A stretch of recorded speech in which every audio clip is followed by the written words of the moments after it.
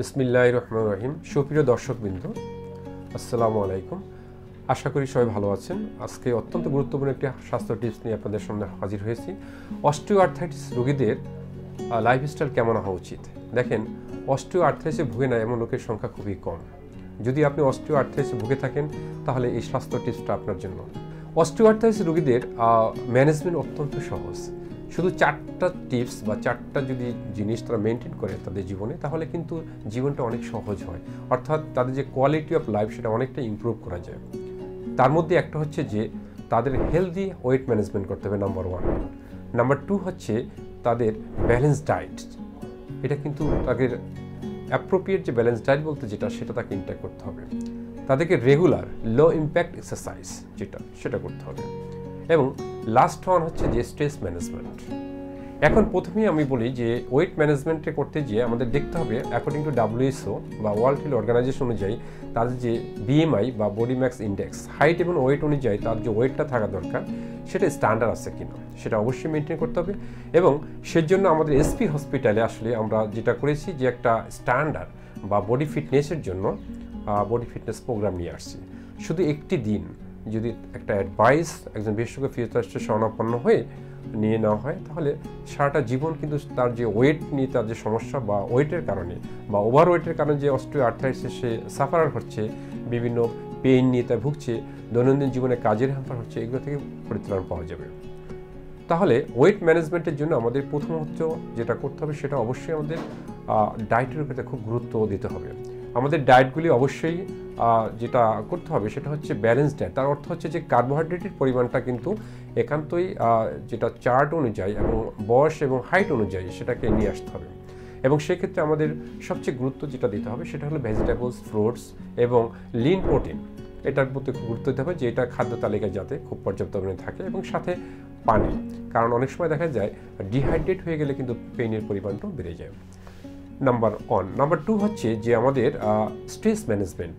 অনেক সময় দেখা যায় যে বিভিন্ন জয়েন্টগুলি যখন খুব হেলদি হয়ে যায়, তখন জয়েন্টের উপরে যখন তারা হাঁটাচলা করে, স্টেয়ারিং করে, সিঁড়ি বায় অথবা দৈনন্দিন যে অ্যাক্টিভিটিসগুলি করে, তখন জয়েন্টের উপরে ওভার স্ট্রেস পড়ে। এর ওভার স্ট্রেসটা ম্যানেজমেন্ট করার জন্য আমাদের যেটা করতে হবে সেটা হলো ফিজিওথেরাপি দিতে হবে।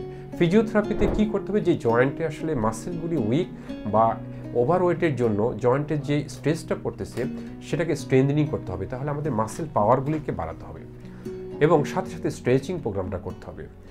সম্ভব হলে আমাদের যে অ্যারোবিক এক্সারসাইজগুলি আছে অর্থাৎ ফ্রি হ্যান্ড এক্সারসাইজ সেগুলি করতে হবে এবং আমাদের হাইড্রোথেরাপি নিতে হবে।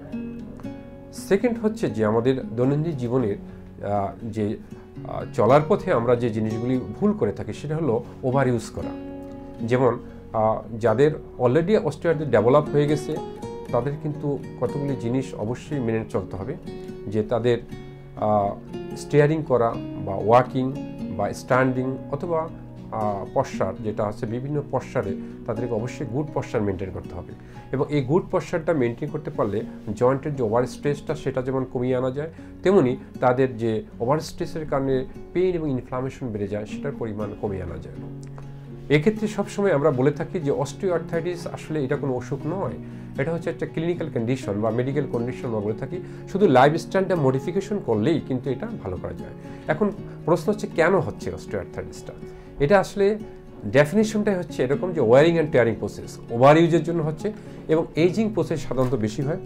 যদিও ব্যতিক্রম অনেক হচ্ছে এখন, যে বয়স ছাড়াও অনেক অল্প বয়সে আমরা অস্টিওআর্থ্রাইটিস পাচ্ছি, সেটারও অনেকগুলি কারণ রয়েছে। সেটার কারণ হিসেবে দেখা যাচ্ছে যে আমাদের যে ভিটামিন ডি জাতীয় খাবার সেটা ইনটেক কম করা হচ্ছে, সাথে সাথে যে এক্সারসাইজ অর্থাৎ ফিজিক্যাল এক্সারসাইজ সেটার পরিমাণ কিন্তু এখন অনেকটাই কমে যাচ্ছে। সবাই কিন্তু বসে বসে মানে সেডেন্টারি লাইফ যেটা সেটা করছে, যার জন্য কিন্তু ফিজিক্যাল এক্সারসাইজ না হওয়ার জন্য মাসেলগুলি কিন্তু আস্তে আস্তে দুর্বল হয়ে যাচ্ছে।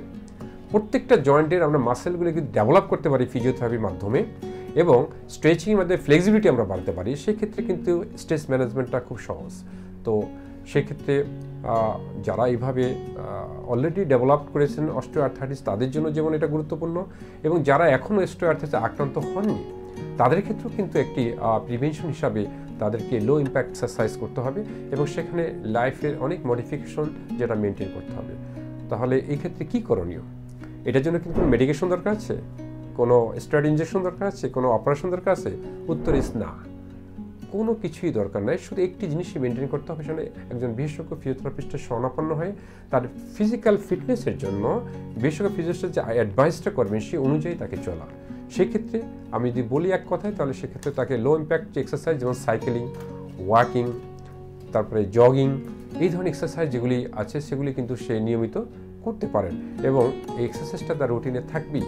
এবং শেষ কথা হচ্ছে যে আমাদের অবশ্যই যখন আমরা ব্যালেন্স ডায়েটের দিকে লক্ষ্য রাখবো, সেখানে আমাদের অবশ্যই ফ্রুটস এবং লিফি ভেজিটেবলস এটার পরিমাণ বেশি থাকতে হবে এবং কার্বোহাইড্রেটের পরিমাণ অনেকটাই কমিয়ে দিতে হবে। তাহলে আজকে এই পর্যন্তই। সবাই ভালো থাকবেন, সুস্থ থাকবেন। আল্লাহ হাফেজ। এসপি হাসপাতাল, আন্তর্জাতিক মানের পূর্ণাঙ্গ ব্যথা নিরাময় হাসপাতাল।